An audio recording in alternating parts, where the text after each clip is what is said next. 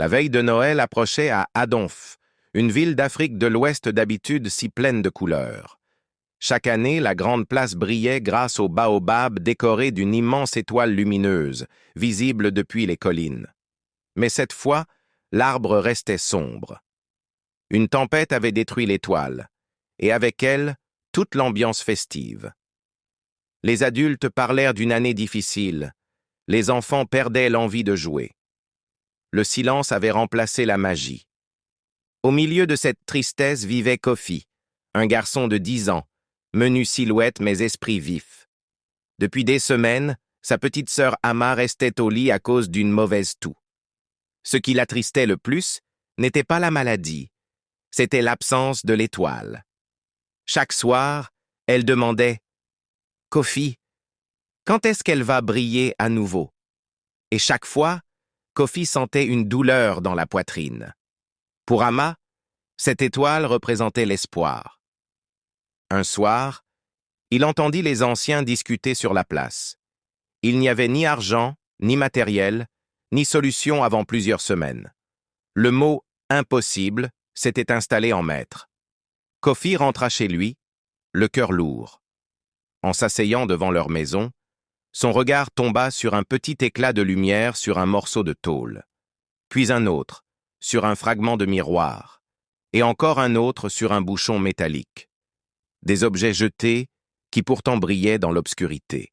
Une idée étrange, folle, brillante, prit forme dans son esprit. À l'aube, il réunit ses amis près du puits et déclara, avec une énergie qui le surprit lui-même, « On va construire une nouvelle étoile !»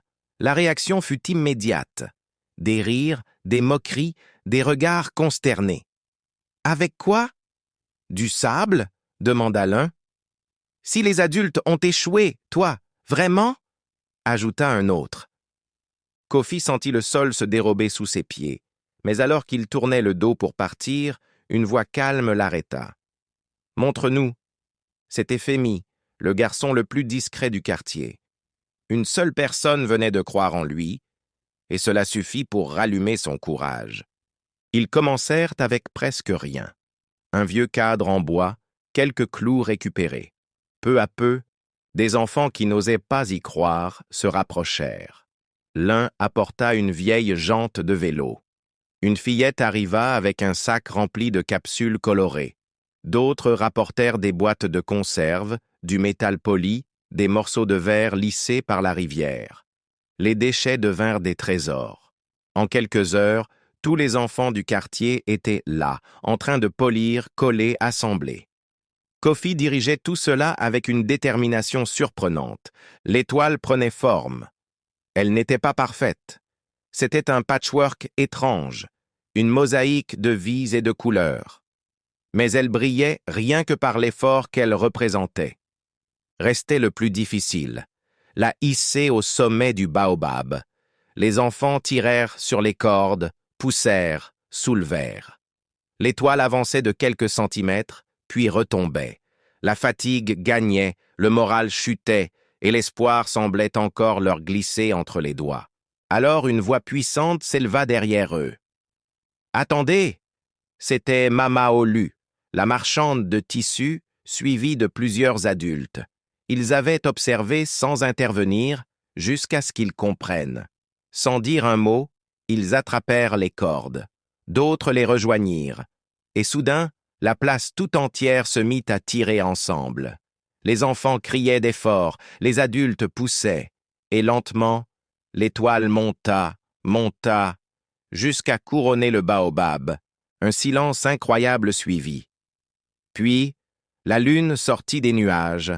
Sa lumière glissa sur l'étoile, et celle-ci se mit à scintiller comme un diamant brisé en 1000 morceaux. Les capsules renvoyaient des éclats rouges, bleus, dorés. Le métal reflétait le ciel.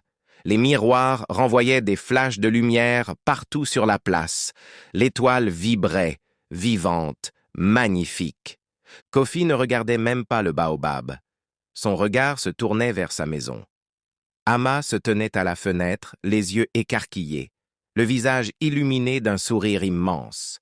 La toux, l'épuisement, tout semblait avoir disparu. Elle voyait la magie.